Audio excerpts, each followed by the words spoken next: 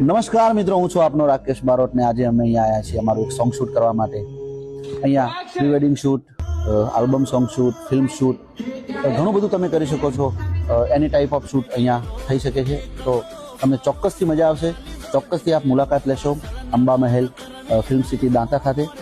મારા તો ઘણા બધા આલ્બમ અહીંયા શૂટ થઈ ચૂક્યા છે અને ગુજરાતના નામી અનામી કલાકારોના, એક્ટર્સના ઘણા બધા શૂટ અહીંયા થઈ ચૂક્યા છે.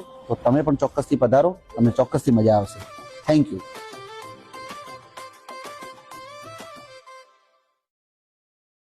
So guys, you are at Amba Mahal Film City and location बहुत ही प्यारा है.